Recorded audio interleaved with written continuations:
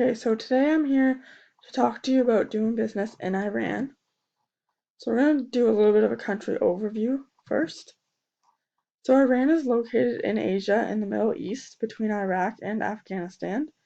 Its capital city is Tehran. Their climate is very hot and dry, so they have long, hot and dry summers and short and mild winters. The main religion practiced is Muslim, and they speak Persian.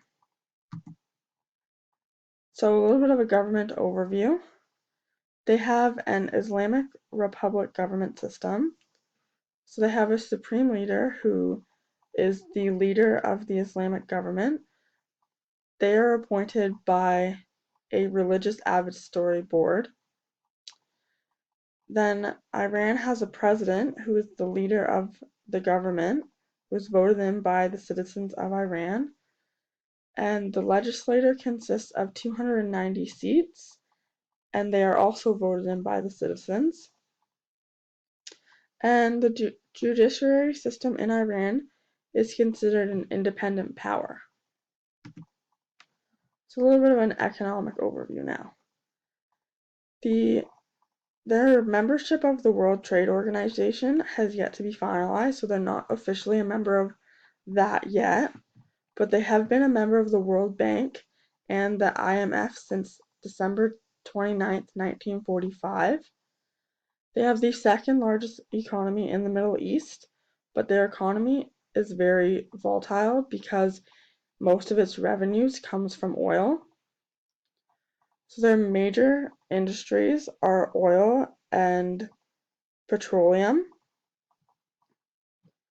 So their currency in Iran is the Iranian rial. So 1 rial is equal to 0.000041 Canadian dollars. And their average salary is 204,360,000 rial, which is only equivalent to $5,640 Canadian. So a little bit of a cultural overview. So their communication styles, so verbal communication, they only greet people of the same sex. It's considered very rude for a male to greet a female and a female to greet a male.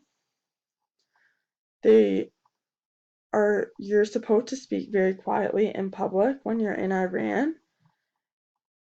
And they speak down about their accomplishments to seem humble. So nonverbal communication, when you're greeting someone, like I said before, you only greet someone of the same sex as you, and you're usually greeting people with a kiss. Unless you're in public, then a handshake is more appropriate. And when you're meeting someone, you always shake their hands, unless, of course, you're in private, where the more appropriate thing to do is greet them with a kiss. But if a man is greeting a woman, the man is supposed to allow the woman to extend her hand for the initial handshake, and if that introduction is not made by the woman, the men are supposed to just nod their head to greet them. So social structure. Iranians see themselves as two different people, so that meaning that in public they are one person and in private they are another. So in private is when they only really feel comfortable to be themselves in the comfort of their own home or their inner circle, so their close friends and family.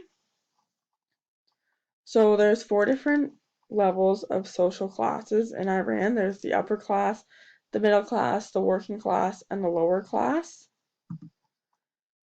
Social etiquette. So you're to greet people by saying salam, which is meaning peace, with a kiss. And you're only to meet the same sex as you. If you're in public, a handshake is more appropriate than a kiss, like I said before. The slightest physical contact with someone of the opposite sex is forbidden. Other than family members and children, if you're offered something to drink or to eat, you're always supposed to decline and only accept after that person has insisted you take it.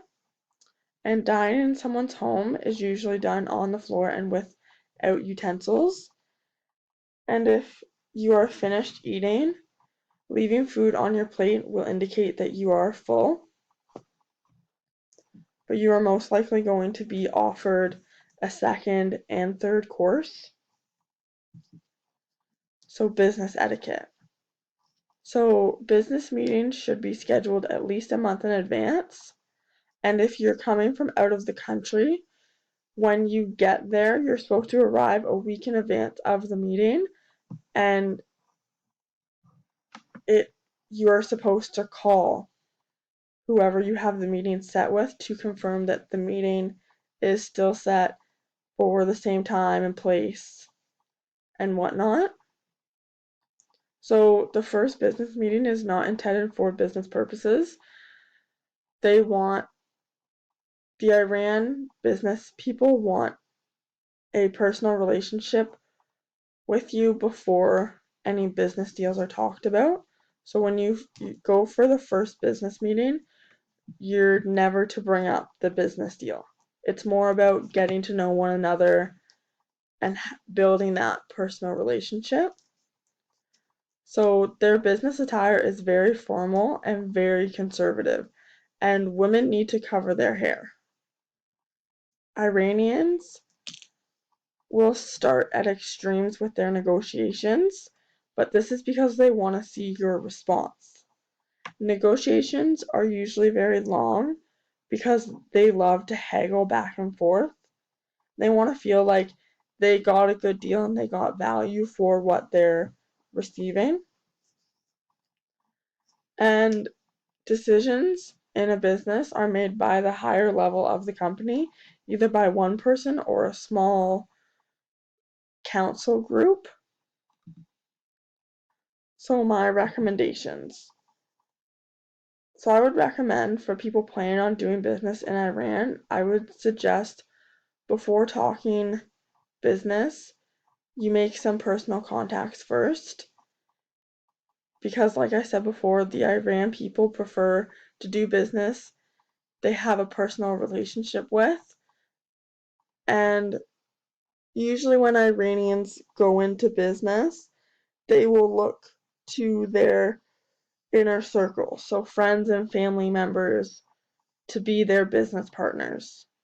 Because they have that sense of trust. They need to have a sense of trust. They're not going to trust a complete stranger. So they need a personal relationship to allow for a business relationship to unfold. And I would also recommend that if you're a woman planning to do business in Iran, that you're to only deal with women because that is within their culture. It's considered respect that women only deal with women and men only deal with men.